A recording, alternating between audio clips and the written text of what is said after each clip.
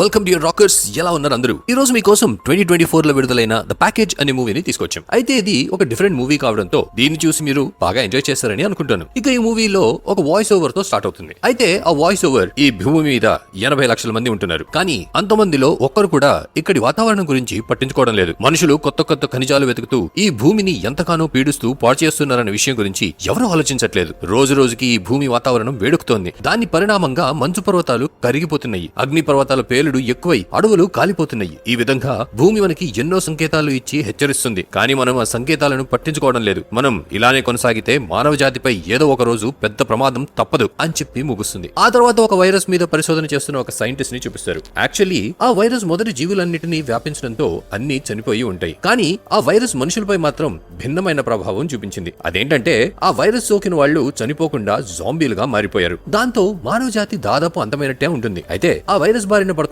ఇంకా బతికి ఉన్న వాళ్ళకి కూడా తినేందుకు ఏమీ మిగలదు. దాంతో సైంటిస్టులు పెంటాక్స్ అనే మొక్కలో జీన్స్ పరంగా మార్పులు చేసి ఆ మొక్కను ఆర్టిఫిషియల్ గా తయారు చేయడంలో విజయం సాధిస్తారు. ఇక వాళ్ళు ఆ మొక్కను ఎక్కువ మొత్తంలో పెంచడానికి ఎన్నో వేర్ హౌస్లు తయారు చేసి అందులో ఆ మొక్కలను పెంచుతారు. అయితే భూమి మీద మిగిలిన 10% మంది ఆ వైరస్ నుంచి తమను కాపాడుకునేందుకు సాయశక్తులా ప్రయత్నిస్తూ ఉంటారు. ఫ్రెండ్స్, మానవ జాతిని కాపాడేందుకు ఆ వైరస్ కి మందులు కనిపెట్టగలిగే సైంటిస్టులే చివరి ఆశగా మిగులుతారు. ఇక ఆ సైంటిస్టులకు కావాల్సినంత పెంటాక్స్ మొక్కలు మరియు మందులు ఒక ప్యాకేజ్ గా అందించేందుకు మిలిటరీ ట్రైనింగ్ పొందిన రైడర్స్ ను నియమిస్తారు. అయితే వాళ్ల పని కనిపించే అంత తేలికేం కాదు. ఎందుకంటే ఆ రైడర్స్ సైంటిస్టుల కోసం పెంటాక్స్ తీసుకెళ్లేటప్పుడు ఆకలితో ఉన్న చాలా మంది మనుషులు రైడర్స్ పై దాడి చేస్తారు. ఇలా ఆ రైడర్స్ ప్రాణాలు గుప్పెట్లో పెట్టుకుని అందరితో పోరాడుతూ సైంటిస్టుల కోసం తెచ్చిన ప్యాకేజ్ ని వాళ్ళకి అందిస్తూ ఉంటారు. ఈ మధ్యలో సైంటిస్టులు సీపన్ అనే ఒక తాత్కాలిక మందును కనిపెడతారు. దాంతో ఆ సైంటిస్టులకి ఇప్పుడు వాళ్ళు త్వరలోనే ప్రపంచాన్ని కాపాడేందుకు మందులు కనిపెడతారని విశ్వాసం కలుగుతుంది. కానీ అప్పుడే ఒక ట్విస్ట్ వస్తుంది. ఆ సైంటిస్టులు పనిచేసే ప్రదేశంలో ఒక సైంటిస్ట్ కి ఆ వైరస్ సోకుతుంది. దాంతో అతను జాంబీగా మారిపోతాడు. ఇక అక్కడ పరిస్థితి అంతా హడావుడిగా ఉంటుంది. ఫ్రెండ్స్, ఈ సంఘటనలన్నీ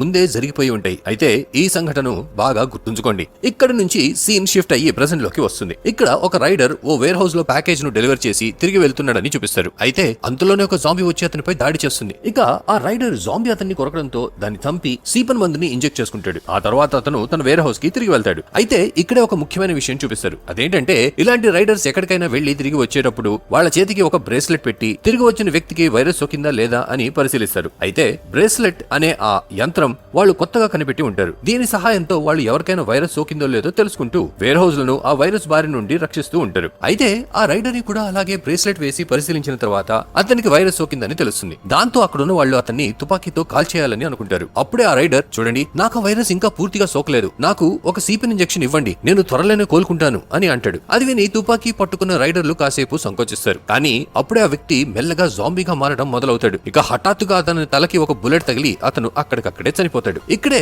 మన హీరోయిన్ సారాని చూపిస్తారు. యాక్చువల్లీ సారా కూడా ఒక రైడర్ గా పనిచేస్తుంది. ఇక మనకి 5 సంవత్సరాల క్రితం ఆ వైరస్ ప్రపంచం అంతా వ్యాపించినప్పుడు సారా ఒక బిల్డింగ్ లో దాక్కున్న సీన్ చూపిస్తారు. అయితే అప్పుడే ఆమె బాయ్ ఫ్రెండ్ పార్క్ అక్కడికి వచ్చి ఆమెని కాపాడతాడు. ఆ సమయంలో చాలా మంది జాంబీలు వాళ్ళని వెంటాడుతూ ఉంటారు. దాంతో వాళ్ళిద్దరూ వేరువేరు దిశలలో పరిగెడతారు. ఇక పార్క్ పరిగెత్తుతూ వెళ్లి ఒక చోట లాక్ అయిపోతాడు. అప్పుడు సారా వేరే వైపు నుంచి ఆ తలుపు తెరవడానికి చాలా ప్రయత్నిస్తుంది. కానీ ఆ తలుపు తెరవలేకపోతుంది. అప్పుడు పార్క్, నేను చివరి దాకా నీతోనే ఉండి నిన్ను కాపాడుతానని చెప్పాను, కానీ ఇప్పుడు బయటికి రావడం అసాధ్యం, కనీసం నువ్వైనా తప్పించుకో అని అంటాడు. దాంతో సారా కూడా ఏడుస్తూ అక్కడి నుంచి తప్పించుకుని వెళ్లిపోతుంది. ఆ తర్వాత పార్క్ ని జాంబీలు పట్టుకుని తినేస్తారు. ఇక సీన్ మళ్ళీ ప్రెజెంట్ లోకి వచ్చి రైడర్ గా ఉన్న సారా తన అసిస్టెంట్ తో కలిసి ఒక ప్యాకేజ్ డెలివరీ చేయడానికి బయలుదేరిందని చూపిస్తారు. వాళ్ళు అక్కడికి చేరిన తర్వాత ఆ ల్యాబ్ కి కాపలా కాస్తున్న గార్డులు చనిపోయి నేలపై పడి ఉన్నారని సారా గమనిస్తుంది. అంతేకాకుండా అక్కడున్న సైంటిస్టుల సీపెన్ ఇంజెక్షన్లు మరియు ఇతరులతో మాట్లాడేందుకు ఉపయోగించే యంత్రాలు కూడా అక్కడ ఉండవు. ఈ పరిస్థితి చూసిన తర్వాత వాళ్ళు అక్కడ వెతకడం మొదలు పెడతారు. అప్పుడే వాళ్ళకి అక్కడ కొంతమంది జాంబీలు తిరుగుతూ కనిపిస్తారు. కానీ అక్కడ ఉన్న వాళ్ళు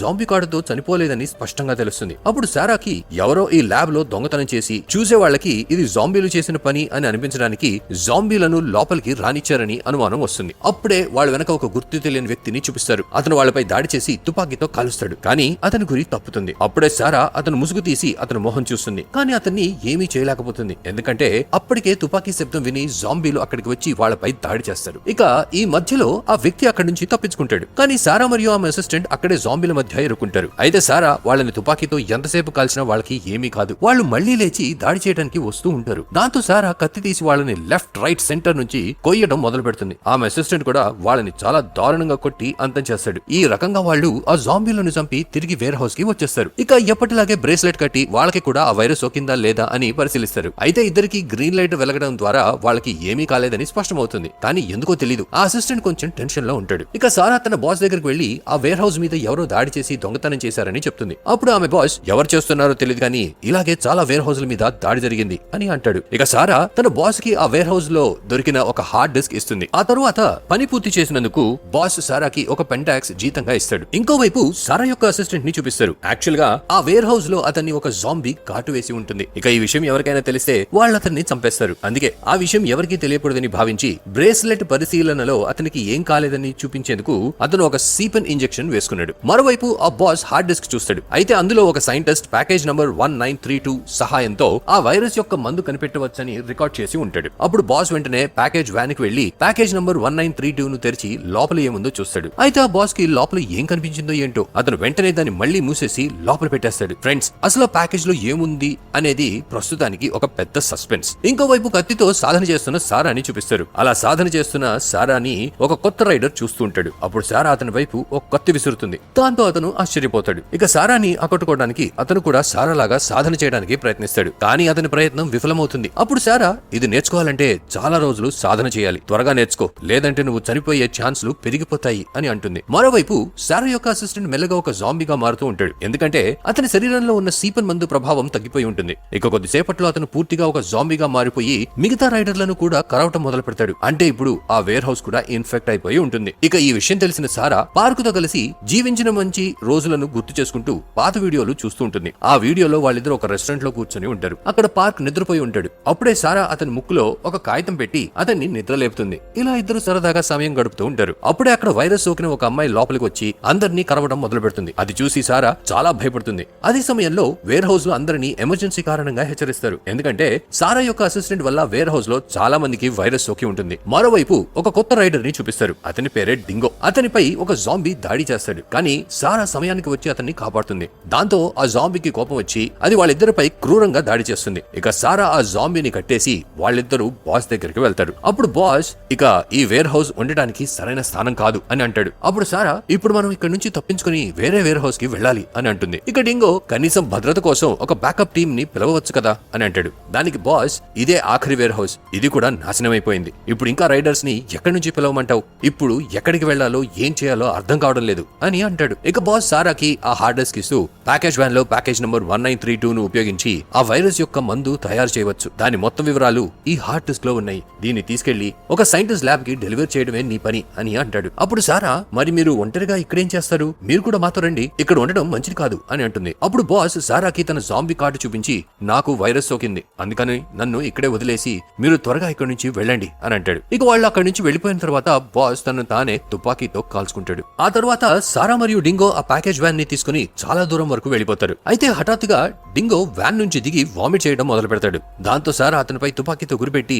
నీకు కూడా వైరస్ సోకిందా అని అంటుంది. అప్పుడు డింగో అమ్మ తల్లి, నాకు ఏ వైరస్ సోకలేదు, నాకు ప్రయాణం చేసేటప్పుడు ఇలానే వాంతులు వస్తాయి అని అంటాడు. కానీ సారాకి అతనిపై నమ్మకం ఉండదు. అప్పుడు డింగో అతని బట్టలు తీసి ఇదిగో నువ్వే చూసుకో అని చూపిస్తాడు. దానికి సారా బాబు బట్టలు వేసుకో, నేను నీ కోతి డాన్స్ చూడడానికి ఇక్కడికి రాలేదు. ఇదంతా చూశాక నీతో పాటు ఒకే వ్యాన్ లో ముందుకెళ్లడం ఎలానో అర్థం కావడం లేదు. ఇక బండితి త్వరగా అని డింగోతో అంటుంది. అప్పుడు డింగో ఈ ప్యాకేజ్ ని ఎక్కడ డెలివరీ చేయాలి అని సారాని అడుగుతాడు. దానికి సారా తానే స్వయంగా తయారు చేసిన ఒక మ్యాప్ తీసి వాళ్ళు వెళ్లాల్సిన ప్రదేశాన్ని చూపిస్తుంది. సారా మనం ఈ దారిని వెళ్తే 2-3 రోజుల్లో అక్కడికి చేరగలుగుతాము అని అంటుంది. ఇంకోవైపు వాళ్ళు ప్యాకేజ్ డెలివరీ చేయాల్సిన ల్యాబ్ ని చూపిస్తారు. అయితే సారా వాళ్ళ బాస్ చనిపోయే ముందు అన్ని ల్యాబ్లకి తన వాయిస్ రికార్డ్ చేసి ఒక మెసేజ్ పంపించాడు. ఆ మెసేజ్ లో అతను చివరిగా మిగిలిన మా వేర్ హౌస్ కూడా నాశనం అయిపోయింది అని అంటాడు. మరోవైపు అంతకుముందు ఒక వేర్ హౌస్ లో సారా ప్రాణాలు తీయడానికి ప్రయత్నించిన గుర్తు తెలియని ఒక వ్యక్తిని చూపిస్తారు. ఇక అతను ఏ వేర్ హౌస్ లో అయితే దొంగతనం చేశాడో అక్కడి నుంచి అతను ఒక రేడియో కూడా దొంగలించి ఉంటాడు. ఇక సారా వాళ్ళ బాస్ రేడియో ద్వారా ప్యాకేజ్ నంబర్ 1932 గురించి పంపించిన సందేశం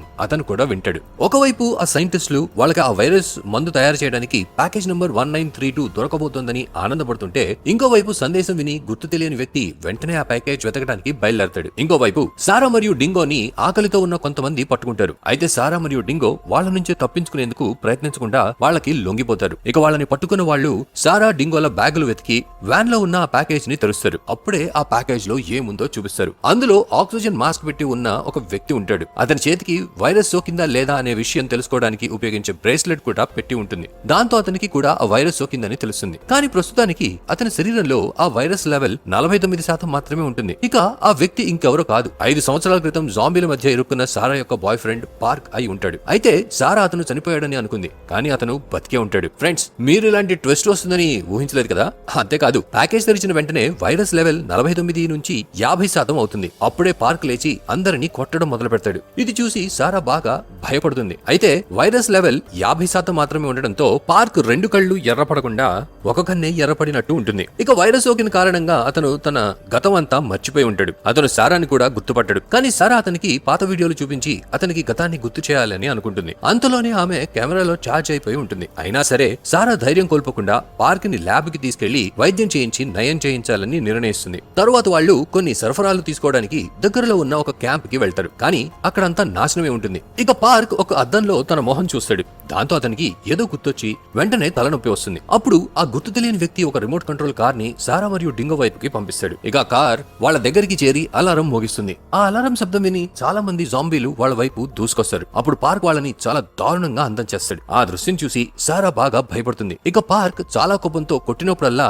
అతని బ్రేస్లెట్ లో ఇన్ఫెక్షన్ లెవెల్ కొంచెం పెరుగుతున్నట్టు చూపిస్తారు. అయితే ఆ వ్యక్తి వాళ్ళకి హాని చేయాలని ఎందుకు ప్రయత్నిస్తున్నాడో తెలీదు. కానీ జాంబీలు అక్కడికి రావడానికి కారణం అతనే అనే విషయం మాత్రం స్పష్టంగా తెలుస్తుంది. ఆ తర్వాత వాళ్ళు ముగ్గురు వ్యాన్ లో అక్కడి నుంచి చాలా దూరం వెళ్లిపోతారు. కానీ వ్యాన్ లో పెట్రోల్ ఖాళీ అయిపోవడంతో అది మధ్యలోనే ఆగిపోతుంది. దాంతో వాళ్ళు ఆ రాత్రి అక్కడే గడపాలని నిర్ణయించుకుంటారు. ఇక సారా డింగోకి కారు బయటే కాపలా ఉండమని చెప్పి తను మాత్రం వ్యాన్ లో కూర్చొని పార్క్ తో హాయిగా కబుర్లు చెప్తుంది. అయితే పార్క్ కి ఏమీ గుర్తు లేకపోయినా అతను ఇంకా బతికే ఉన్నాడని తెలిసి సారా చాలా సంతోషంగా ఉంటుంది. ఇంకోవైపు ఒక ల్యాబ్ చూపిస్తారు. అక్కడ ఉన్న సైంటిస్టుల దగ్గరికి ఇప్పటికే పార్క్ రక్తపు నమూనా ఉంటుంది. అయితే ఒక జూనియర్ సైంటిస్ట్ ఆ శాంపుల్ ని తన కంప్యూటర్ లో పరిశీలించి పార్క్ రక్తంలో 90% యాంటీబాడీస్ ఉన్నాయని కనబెడతాడు. అది చూసి అతను చాలా సంతోషపడతాడు. ఆ తర్వాత అతను తన సీనియర్ కి ఆ విషయం చెప్పి, నా పద్ధతి ప్రకారం చేస్తే మనం పార్క్ రక్తంతో ఆ వైరస్ యొక్క వ్యాక్సిన్ తయారు చేయగలం అని చెప్తాడు. అయితే ఒక జూనియర్ ఇంత ముఖ్యమైన విషయం కనిపెట్టాడన్న కారణంగా అతని సీనియర్ కొంచెం అసూయపడతాడు. ఇక ఆ సీనియర్ ఏదో ఒకటి చెప్పి ఆ వ్యాక్సిన్ ని జూనియర్ పద్ధతి ప్రకారం తయారు చేయకుండా ఆపాలని ప్రయత్నిస్తాడు. దాంతో ఆ జూనియర్ కి బాగా కోపం వస్తుంది. కానీ ఆ వ్యాక్సిన్ తయారీకి అవసరమైన పదార్థాలు అన్ని ఆ ల్యాబ్ లో చాలా తక్కువగా ఉంటాయి. దాన్నే ఒక వంకగా చూపించి ఆ సీనియర్ తన జూనియర్ ని చూస్తూ, నువ్వు ఇలాంటి పరిస్థితుల్లో ఈ ల్యాబ్ ని హ్యాండిల్ చేయగలవా అని అడుగుతాడు. అప్పుడు ఆ జూనియర్, సార్ ఇదే మన చివరి అవకాశం అని బాగా వివరిస్తాడు. కానీ ఆ సీనియర్ మూర్ఖపు అహంకారంతో ఏమీ వినిపించుకోకుండా అతని బాగా అవమానిస్తాడు. ఇంకా మిగతా జూనియర్లు కూడా ఆ సీనియర్ కే మద్దతు ఇవ్వడంతో మన జూనియర్ ఏమీ చేయలేకపోతాడు. ఇంకోవైపు సారా పడుకున్న సమయంలో ఆ గుర్తు తెలియని వ్యక్తి పార్క్ ఉన్న ఆ పెట్టెని పరిశీలిస్తాడు. ఆ తర్వాత రోజు పొద్దున్నే వాళ్ళు అడవిలో నడుచుకుంటూ వెళ్తారు. దారిలో వాళ్ళకి నుంచొని నిద్రపోతున్న జాంబీలు కనిపిస్తాయి. అయితే అక్కడే రైడర్ల భద్రత కోసం కొన్ని యంత్రాలు పెట్టి ఉంటాయి. ఆ యంత్రాలు వింత శబ్దాలు చేసి జాంబీలను దారి మళ్లించే పని చేస్తాయి. ఇక సారా వాటిని ఆన్ చేసినప్పుడు వాళ్ళ చుట్టూ ఉన్న స్పీకర్లలోనే శబ్దం రావడం మొదలవుతుంది. దాంతో వాళ్ళను వెంబడిస్తున్న ఆ వ్యక్తి చాలా ఆనందపడతాడు. చూస్తుంటే ఇదంతా తానే సెట్ చేసి ఉన్నట్టు అనిపిస్తుంది. తర్వాత వాళ్ళు జాంబీల నుంచి తప్పించుకోవడానికి ప్రయత్నిస్తారు. ఆ ప్రయత్నంలో ముగ్గురు విడిపోయి వేర్వేరు దిశల్లో వెళ్లి తప్పిపోతారు. ఇక సారా వెనక చాలా మంది జాంబీలు పడతారు. దాంతో సారా దాక్కుంటుంది. అప్పుడు డింగో ఆ శబ్దాలు చేసి ఒక బోర్డు యొక్క కనెక్షన్ మార్చేస్తాడు. దాంతో వేరే వైపు ఉన్న స్పీకర్లలో శబ్దాలు రావడం మొదలవుతుంది. ఇక ఆ జాంబీలు అది విని శబ్దం వస్తున్న వైపుకి వెళ్లిపోతారు. ఇక సారా బయటకు వచ్చినప్పుడు ఒక జాంబీ ఆమెపై దాడి చేస్తాడు. అయితే ఆ జాంబీ సారాని కొరకబోతున్నప్పుడు పార్క్ తన చేయి మధ్యలో పెడతాడు. దాంతో ఆ జాంబీ అతన్నే కొరుకుతాడు. దానివల్ల పార్క్ లో ఉన్న వైరస్ లెవెల్ 72% పెరుగుతుంది. అప్పుడు వెంటనే అతను ఆ జాంబీని బాగా కొట్టి స్పృహ తప్పి పడిపోతాడు. అప్పుడే ఒక చిన్న ఫ్లాష్ బ్యాక్ చూపిస్తారు. ఆ ఫ్లాష్ బ్యాక్ లో సారా మరియు పార్క్ ఒక క్యాంప్ లో కూర్చొని ఉంటారు. ఇక్కడ సారా ఈ మహమ్మారి గురించి బాగా భయపడుతూ ఉంటుంది. అప్పుడు పార్క్ సారాతో, నువ్వేం బాధపడకు, త్వరలోనే అంతా సర్దుకుంటుంది. అప్పుడు మనం ఒక తోట ఉన్న పెద్ద ఇల్లు కట్టి అక్కడ సంతోషంగా జీవిస్తాం అని ధైర్యం ఇస్తాడు. అయితే ఈ ఫ్లాష్ బ్యాక్ అంతా పార్క్ కి కలలో కనిపిస్తుంది. దాంతో పార్క్ కొంచెం వణకడం మొదలు పెడతాడు. ఇక సారా అతన్ని శాంతించి డింగో దగ్గరికి వెళ్తుంది. మామూలుగా అయితే సారా ఎప్పుడు డింగోపై అరుస్తూ ఉండేది. కానీ ఇప్పుడు మాత్రం చాలా ప్రశాంతంగా మాట్లాడుతూ అతని గతం గురించి అడుగుతుంది. అప్పుడు డింగో, ఈ మహమ్మారి ముందు నేను ఒక బడిలో టీచర్ గా పనిచేసేవాడిని. ఈ మహమ్మారిలో నేను నా పిల్లలను కోల్పోయాను అని చెప్తాడు. అది విని సారాకి డింగో పట్ల కొంచెం సానుభూతి సానుభూతి కలుగుతుంది. ఇక డింగో ఒక టీచర్ అయిన కారణంగా అహింసను పాటించేవాడు. కానీ ఈ మహమ్మారిలో బతకాలంటే తుపాకీ పట్టుకోవడం తప్పదని అతను త్వరలోనే తెలుసుకున్నాడు. ఈ కారణంగానే అతను ఈ రైడర్ పనిలో చేరాడు. ఇక డింగో గతం గురించి అంతా తెలుసుకున్న సారా అతనితో మంచిగా మాట్లాడుతుంది. దాంతో ఇద్దరు మంచి స్నేహితులుగా మారుతారు. ఇక డింగో ఆ హార్డ్ డిస్క్ లో ఉన్నదంతా తన ల్యాప్టాప్ లో లోడ్ చేసి ఉంటాడు. అయితే దాన్ని తెరిచినప్పుడు అందులో పార్క్ రక్తంలో ఆ వైరస్ ను ఓడించే యాంటీబాడీస్ ఉన్నాయని, వాటి సహాయంతో వ్యాక్సిన్ తయారు చేయవచ్చని కనిపిస్తుంది. ఈ మధ్యలో పార్క్ కి తన గతం గుర్తొస్తుంది. దాంతో సారా చాలా సంతోషంగా ఉంటుంది. ఇక సారా పార్క్ ని కౌగిలించుకొని మనం ఇక్కడి నుంచి దూరంగా వెళ్లిపోయి హాయిగా బతుకుదాం అని అంటుంది. అప్పుడు పార్క్ కానీ అంతకంటే ముందు మనం వ్యాక్సిన్ తయారు చేయాలి అని అంటాడు. అప్పుడు సారా దీని గురించి మనం పొద్దున్నే మాట్లాడదాం, ప్రస్తుతానికి నువ్వు కొంచెం విశ్రాంతి తీసుకో అని పార్క్ తో అంటుంది. సారా మాటలు విని డింగోకి బాగా కోపం వస్తుంది. అతను సారాతో నువ్వు చేయాలనుకుంటున్నది చాలా తప్పు అని అంటాడు. ఈ విషయంపై ఇద్దరు బాగా వాదించుకుంటారు. అదే సమయంలో పార్క్ సారా కెమెరాలో పాత వీడియోలు చూస్తుంటాడు. అప్పుడే అతని వైరస్ లెవెల్ పెరుగుతుంది. ఫ్రెండ్స్, ఇక్కడ అసలు విషయం ఏంటంటే ఇలాగే వైరస్ లెవెల్ పెరుగుతూ 100% చేరితే పార్క్ రక్తంలో యాంటీడోట్ తయారు చేయడం అసాధ్యం అవుతుంది. అంతేకాక సారా పార్క్ ని తీసుకుని ల్యాబ్ కి చేరే అంతవరకు పార్క్ ఇన్ఫెక్షన్ లెవెల్ ఇంకా పెరిగిపోతుంది. దాంతో సారా ప్రాణాలకే ప్రమాదం ఏర్పడుతుంది. ఈ విషయాలన్నీ ఆలోచించిన పార్క్ ఎలాంటి శబ్దం చేయకుండా అక్కడి నుంచి వెళ్లిపోతాడు. ఇక తర్వాత రోజు పార్క్ అక్కడ లేకపోవడంతో సారా మరియు డింగో అతన్ని అన్ని చోట్ల వెతుకుతారు. ఇంకోవైపు ఒక గుర్తు తెలియని వ్యక్తి ఒక తుపాకీతో నడుచుకుంటూ వెళ్తున్న పార్క్ తలపై గురి పెడతాడు. అప్పుడు పార్క్ అతని మెడ పట్టుకుని ఒక చెట్టుకు ఆనించి నలిపేస్తాడు. అప్పుడు అతను దయచేసి నన్ను వదిలే, నేను ఒక సైంటిస్ట్ ని అని చెప్పి తన ఐడి కార్డ్ చూపిస్తాడు. అతను పార్క్ తో నీ యాంటీబాడీస్ కోసమే నేను నిన్ను వెంబడిస్తున్నాను అని అంటాడు. కానీ పార్క్ అతన్ని నమ్మడు. అప్పుడు ఆ సైంటిస్ట్ ఈ బ్రేస్లెట్ మరియు సీపెన్ మందు కూడా నేనే కనిపెట్టాను అని పార్క్ తో అంటాడు. అయితే పార్క్ కి ఇంకా అతనిపై కొంచెం సందేహం ఉంటుంది. దాంతో పార్క్ అవునా, మరి వీటన్నిటికీ నీ దగ్గర సాక్ష్యం ఏముంది అని సైంటిస్ట్ ని అడుగుతాడు. దానికి అతను ఇప్పుడు ఈ అడవిలో నేను సాక్ష్యం ఎక్కడి నుంచి తేవాలి,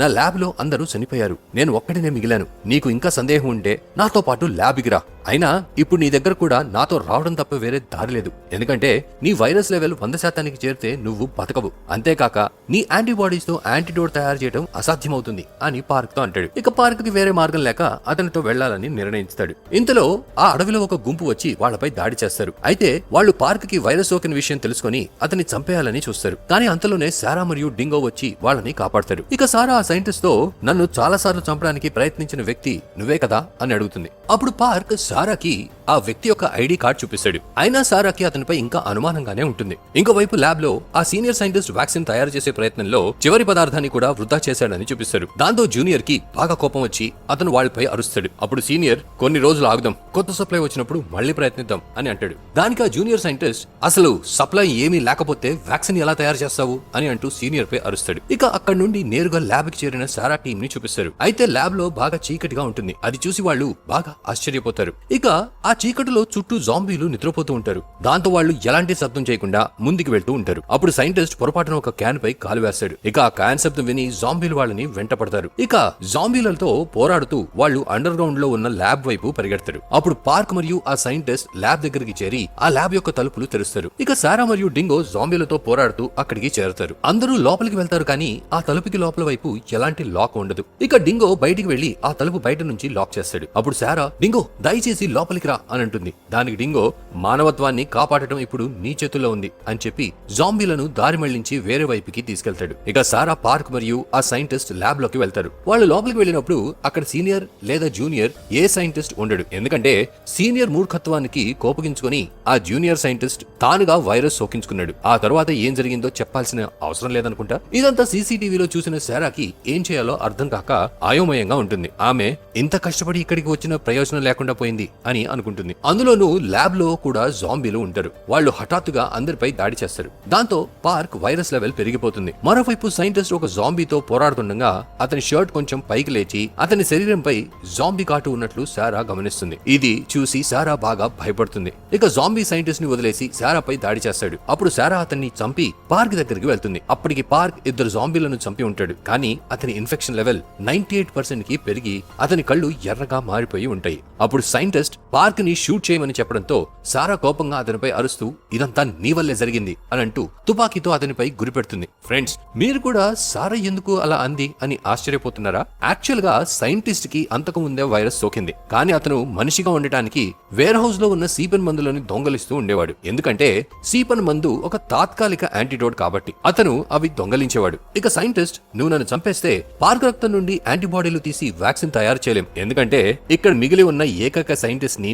నేనే అని అంటాడు. అయితే సారా వేరే దారి లేక అతనికి సీపన్ మందు ఇస్తుంది, కానీ అప్పటికే సైంటిస్ట్ ఇన్ఫెక్షన్ పెరిగిపోయి అతను జాంబీగా మారడం మొదలవుతుంది. ఇక సారా ఏమీ ఆలోచించకుండా తుపాకీతో అతని తలపై కాల్చి చంపేస్తుంది. ఈ మధ్యలో పార్క్ ఇన్ఫెక్షన్ లెవెల్ 99% కి చేరుతుంది. దాంతో అతను ఒక గదిలోకి వెళ్లి తనను తానే బంధించుకుంటాడు. అప్పుడు సారా, దయచేసి బయటికి వచ్చేయ్, మన దగ్గర ఇంకా చాలా సీపెన్లు ఉన్నాయి, వాటితో నువ్వు ఇంకా కొన్ని రోజులు బతకొచ్చు, నీతో పాటు కొన్ని రోజులు సంతోషంగా గడపాలని అనుకుంటున్నాను అని అంటుంది. దానికి పార్క్, ప్రస్తుతానికి నా రక్తంతో వ్యాక్సిన్ తయారవడం ముఖ్యం అని అంటూ తన రక్తాన్ని శాంపుల్ గా తీసి సారాకి ఇస్తాడు. ఆ తర్వాత అతని కళ్ళ నుంచి రక్తం కారటం మొదలై స్పృహ తప్పి పడిపోతాడు. అది చూసిన సారా బాగా ఏడుస్తుంది. ఆ తర్వాత ఆమె ఆ రక్తాన్ని ఒక సిస్టమ్ పై పరిశీలిస్తుంది. అప్పుడే సిస్టమ్ లో వ్యాక్సిన్ కి సంబంధించిన సమాచారం ఉన్న వాళ్ళు ఆ ప్రదేశానికి రావాలి అనే సందేశం వస్తుంది. ఇక సారా ఆ రక్తం యొక్క శాంపుల్ తీసుకుని ఆ ప్రదేశానికి బయలుదేరుతుంది. ఇక్కడతో ద ప్యాకేజ్ అనే మూవీ ఎండ్ అవుతుంది. ఫ్రెండ్స్, జాంబీ మూవీలు ఇలాగే టెన్షన్ తో, త్యాగాలతో, కొంచెం నిస్సహాయతతో ముగుస్తాయన్నమాట. మీకు ఈ వీడియో నచ్చినట్లయితే ఈ వీడియోని లైక్ అండ్ షేర్ చేసి ఛానల్ ని సబ్స్క్రైబ్ చేసుకోండి. And finally, thanks for watching.